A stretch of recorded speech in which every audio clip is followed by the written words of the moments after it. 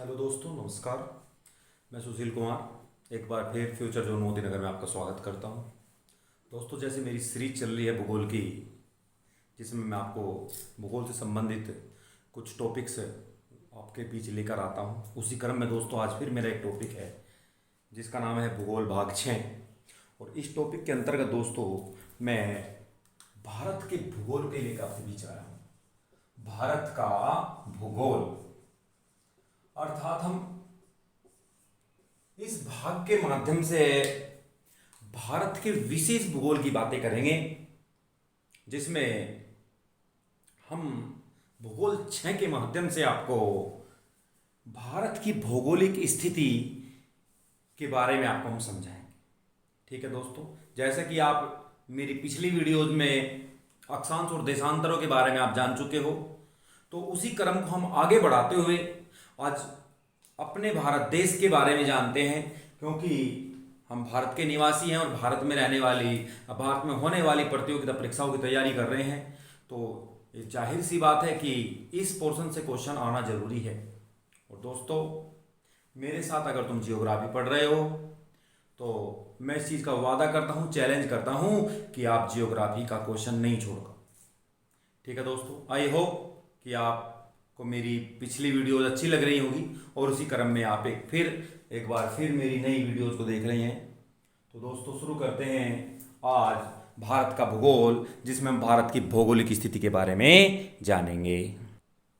तो दोस्तों, जैसा कि आप जानते हो कि भारत उत्तरी गोलार्ध में पड़ता है और इस आधार पर भारत में उत्तरी अक्षांश और पूर्वी देशांतर होंगे। तो दोस्तों, बात करते हैं भारत की। भारत पूर्व से पश्चिम की ओर, अर्थात कह सकते हैं कि अरुणाचल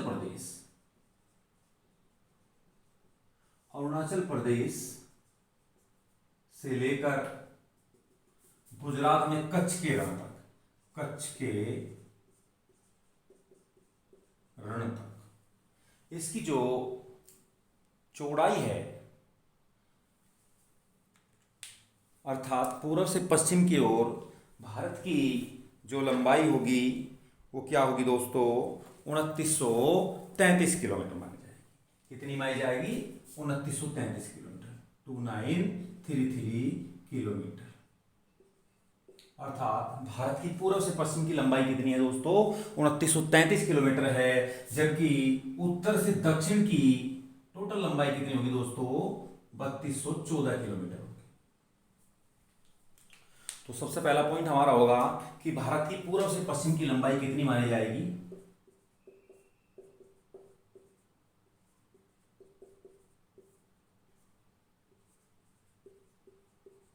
2933 किलोमीटर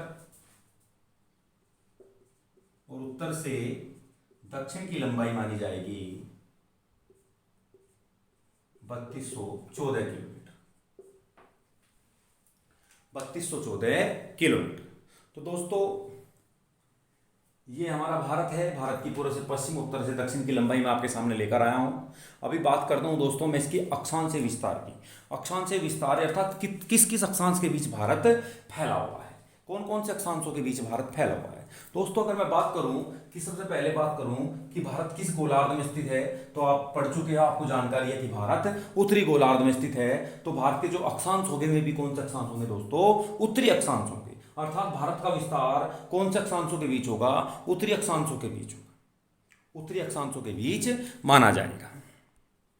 अगर मैं बात करूं भारत की मुख्य भूमि की, भारत की मुख्य भूमि अर्थात जैसे आप लद्दाख से लेकर के और कन्याकुमारी तक, लद्दाख से कन्याकुमारी तक, अर्थात भारत की मुख्य भूमि किस किस अक्षांशों के बीच बटी है? तो दोस्तों, जो भारत की मुख्य भूमि है वो 8.4 डिग्री उत्तरी अक्षांश से लेकर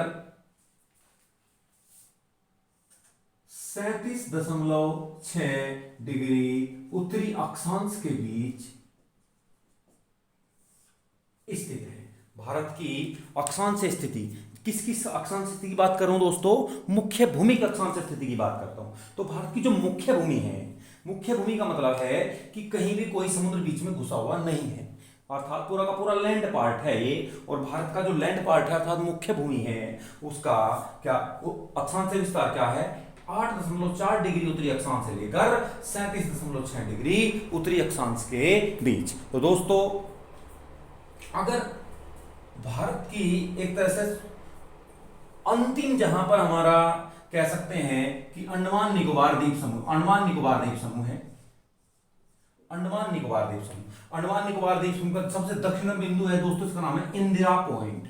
इंदिरा पॉइंट, इंदिरा पॉइंट जो है दोस्तों वो 8.45 डिग्री नहीं 6.45 डिग्री उत्तरी अक्षांश पर स्थित है, 6.45 डिग्री उत्तरी अक्षांश पर स्थित है। तो दोस्तों ऐसी कंडीशन में एग्जामिनर दो तरह से ऑप्शन तुम्हारे बीच रखकर दे देता है कि भारत का अक्षांश विस्तार क्या होगा। अगर ऑप्शन है कि 8.4 डिग्री उत्तरी अक्षांश से लेकर 37.6 डिग्री उत्तरी अक्षांश, तो ऑप्शन ये भी सही है। अगर ऑप्शन उसने दूसरा दिया 6.45 डिग्री उत्तरी अक्षांश से लेकर 37.60 डिग्री उत्तरी अक्षांश, तो ऑप्शन ये भी सही होगा। लेकिन जो सर्वमान्य अक्षांश होगा दोस्तों ऐसी कंडीशन में ये वाला माना जाएगा। कौन सा? 6.45 डिग्री उत्तरी अक्षांश से लेकर 37.6 डिग्री उत्तरी अक्षांश। मानने की बात है अगर हमारे पास क्वेश्चन इस प्रकृति में आता है कि भारत का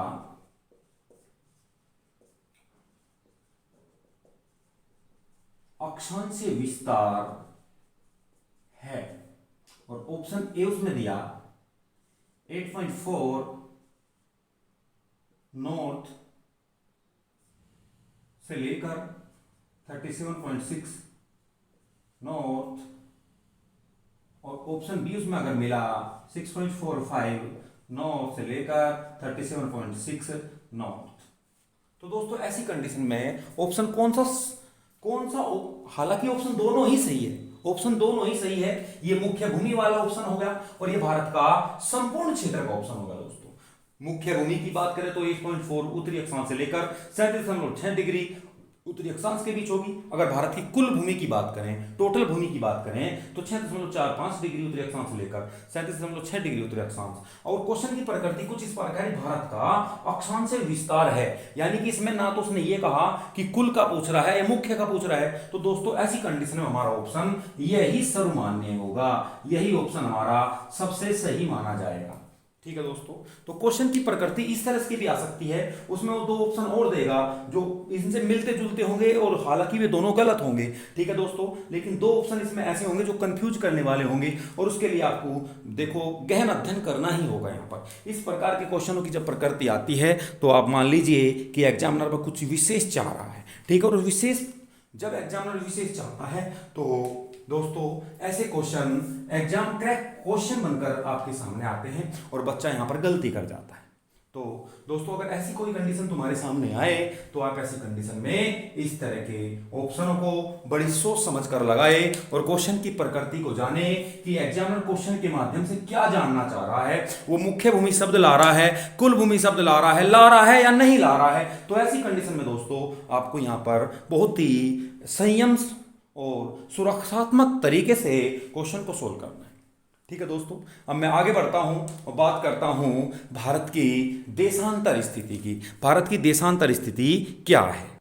जैसा कि आप देशांतरों के मामले में जानते हो कि देशांतर कैसे होंगे, दोनों ही पूर्वी होंगे, पूर्वी देशांतर होंगे। तो दोस्तों यहां पर हमारा जो सबसे एक तरह से देखे कि भारत का पूर्वी देशांतर कौन सा होगा, कितने से कितने देशांतरों के बीच भारत बटा हुआ है। तो दोस्तों यहां आप लगा सकते हो 68.7 डिग्री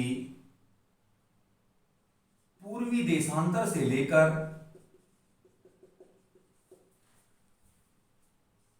97.25 डिग्री पूर्वी देशांतर के बीच।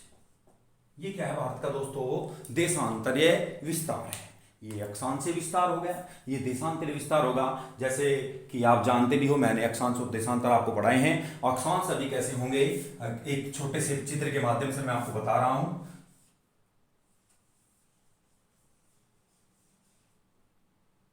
अर्थात इस तरह से जो खींचे जाएंगे वे सभी क्या होंगे दोस्तों? अक्षांश होंगे, और इस तरह से जो खींचे जाएंगे वे सभी क्या होंगे? देशांतर होंगे। तो आप इस कंडीशन में देख सकते हो कि जो इसका देशांतरीय विस्तार है 68.7 से लेकर 97.25 डिग्री पूर्वी देशांतर यहाँ पर दोस्तों 8.4 से लेकर 37.6 डिग्री उत्तरी अक्षांश देशांतर के बीच होगा। तो आई होप आप इसे समझ पा रहे होंगे। अगर आप समझ पा रहे हैं तो दोस्तों मेरे साथ साथ इसे नोट करते चलिए। बहुत ही अच्छी बात है, बहुत ही अच्छा पॉइंट यहाँ पर है कि भारत का अक्षांशीय विस्तार क्या है, भारत का देशांतरीय विस्तार क्या है। और दोस्तों जैसे यूपीएसआई का आप एग्जाम दोगे, यूपीटी का आप एग्जाम दोगे, यूपी ट्रिपल एससी का आप एग्जाम दोगे, या फिर यूपी लेखपाल का आप एग्जाम दोगे, या फिर आप किसी कांस्टेबल या किसी कर्मचारी लेवल का आप एग्जाम देने जा रहे हो, तो दोस्तों यहाँ पर अक्षांश और देशांतरीय स्थिति भारत की अक्षांश और देशांतरीय स्थिति के बारे में एग्जामिनर पूछ सकता है। तो ऐसी कंडीशन के लिए दोस्तों ये वीडियो आपके लिए बहुत ही उपयोगी है और मैं यहाँ पर एक तरह से आपके बीच इसके 3 4 5 पॉइंट आपको यहाँ क्लियर करा के दिखा रहा हूँ कि आप किस किस प्रकार से क्वेश्चनों को सोल्व करोगे और आपके पढ़ने का तरीका क्या होना चाहिए। ठीक है दोस्तों, जियोग्राफी पढ़ने का तरीका क्या होना चाहिए और आप किस किस बेस से आप इसे पढ़ सकते हो। दोस्तों वन लाइनर पढ़ने से कभी भी जियोग्राफी क्लियर नहीं होती। जियोग्राफी एक ऐसा सब्जेक्ट है जो वन लाइनर पढ़ने से कभी भी कवर नहीं हो पाता है, क्योंकि यहाँ पर हर क्षेत्र में, हर राज्य में किसी चीज़ के अलग अलग नाम है और पता नहीं है एग्जामिनर किस नाम से आपसे पूछ ले, तो दोस्तों आप कंफ्यूज बने रहोगे। तो ऐसी कंडीशन में क्या होगा दोस्तों, आपको एक तरह से विशेष तरीके से ही पढ़नी होगी। ठीक है दोस्तों, जियोग्राफी पढ़ने के लिए एक तरह से ग्राफ का ही सहारा आपको लेना पड़ेगा और जब आपका ग्राफ यानी कि मैप क्लियर हो जाएगा तो दोस्तों आप जियोग्राफी के आपको बहुत आसान सब्जेक्ट लगने लगेगा। बिना मैप के और बिना ग्राफ के आप जियोग्राफी दोस्तों निकाल ही नहीं सकते हो। इसीलिए मुझे भी यहाँ पर क्या बनाना पड़ा, हर बात को समझाने के लिए सबसे पहले मुझे उसका एक छोटा सा चित्र बनाना पड़ता है। ठीक है दोस्तों, तो आगे बढ़ता हूँ दोस्तों, बात करते हैं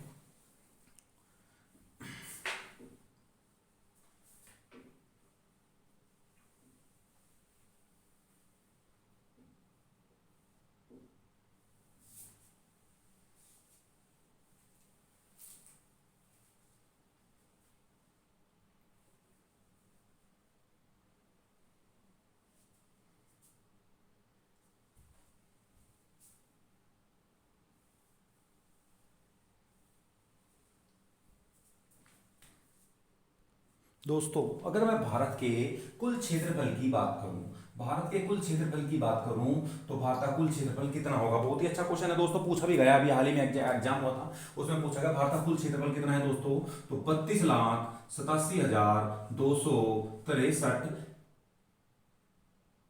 वर्ग किलोमीटर है दोस्तों। कितना? भारत का कुल क्षेत्रफल, भारत का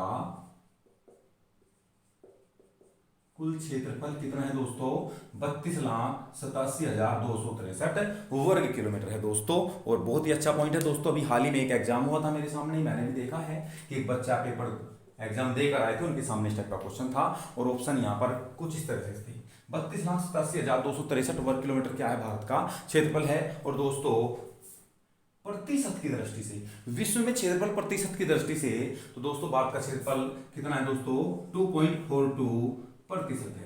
विश्व के कुल क्षेत्रफल की दृष्टि से भारत का क्षेत्रफल प्रतिशत में कितना है दोस्तों, 2.42% है। और दोस्तों अगर मैं इसकी रैंकिंग की बात करूं, क्षेत्रफल की दृष्टि से इसकी रैंकिंग की बात करूं कि क्षेत्रफल के आधार पर भारत का स्थान कौन सा पड़ता है दोस्तों, तो भारत का स्थान पड़ता है 7वां स्थान पड़ता है। भारत का क्षेत्रफल की दृष्टि से रैंकिंग के मामले में 7वां स्थान पड़ता है। प्रतिशत की दृष्टि से 2.42% है। और दोस्तों भारत का कुल क्षेत्रफल कितना है, 32,87,263 वर्ग किलोमीटर। अगर मैं बात करूं भारत का स्थान 7वां है, तो भारत से पहले पड़ने वाले 6 देश कौन कौन से हैं, अर्थात उसमें पहले स्थान पे कौन सा देश है, दूसरे पे कौन सा है, तीसरे पे कौन सा है, दोस्तों छठे पे कौन सा है। मैं इसी क्रम में अगर मैं देखूं तो उसके पास लिए दोस्तों मेरे पास एक बहुत आसान सी ट्रिक है, आप उसे आराम से याद कर सकते हो, कभी भूलोगे भी नहीं कि भारत से 7वें स्थान पर आता है क्षेत्रफल के मामले में, तो पहले, दूसरे, तीसरे, चौथे और 5वें व 6ठे स्थान पर कौन कौन से देश आएंगे। तो बहुत आसान ट्रिक है दोस्तों मेरे पास, और ये मेरी ट्रिक क्या है दोस्तों,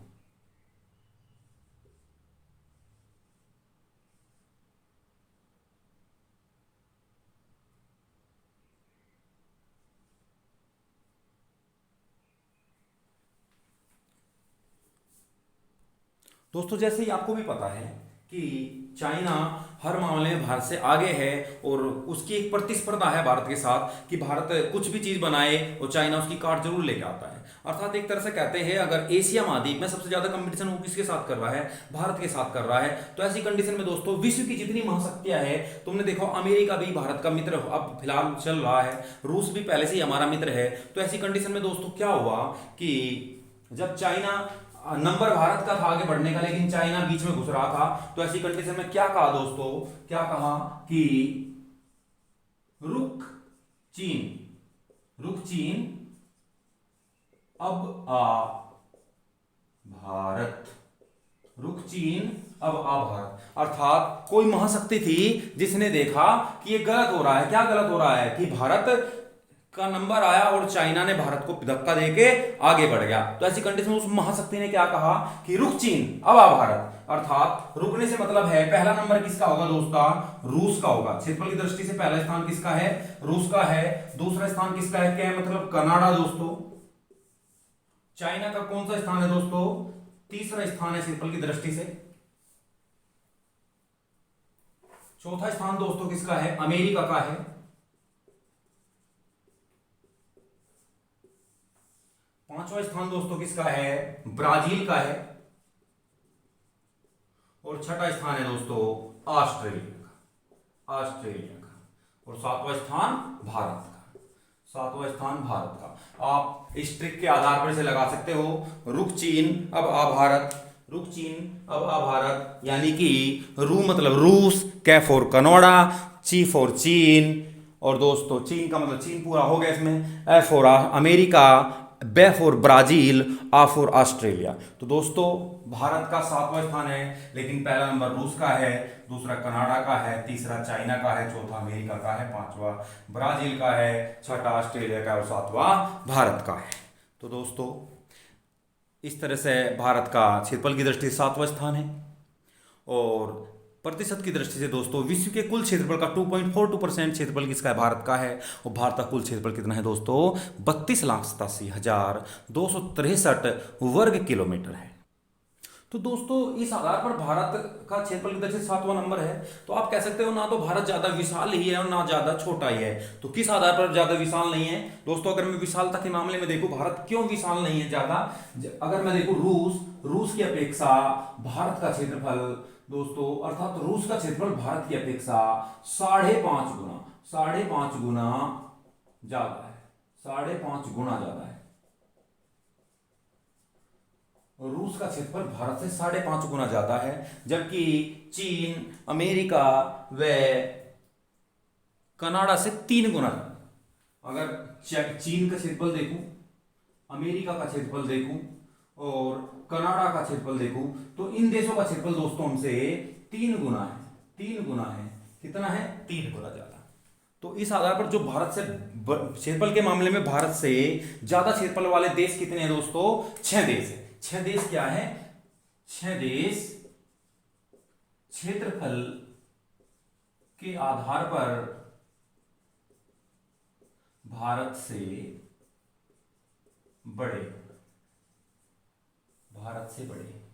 6 देश। अर्थात अगर क्वेश्चन आए कि क्षेत्रफल की दृष्टि से भारत से बड़े देशों की संख्या कितनी है, तो दोस्तों कितने हैं वे, 6 हैं और 6 के 6 तुम्हारे सामने हैं। और भारत का नंबर कौन सा है, 7वां है। जबकि आप देखा होगा आपका यूएनओ है, यूएनओ में भी एक तरह से जो मान्यता प्राप्त देश है वे 193 है। अर्थात आप कह सकते हो कि कुल 6 ही देश हमसे बड़े हैं, बाकी 6 देश क्षेत्रफल के मामले में भारत से छोटे हैं दोस्तों। ठीक है दोस्तों, जैसे पाकिस्तान की बात करूं तो पाकिस्तान से भारत 3 गुना बड़ा है। किससे, पाकिस्तान से 3 गुना बड़ा है भारत। बांग्लादेश से 23 गुना बड़ा है, 23 गुना बड़ा बांग्लादेश। फ्रांस से 6 गुना बड़ा है, फ्रांस से 6 गुना बड़ा है।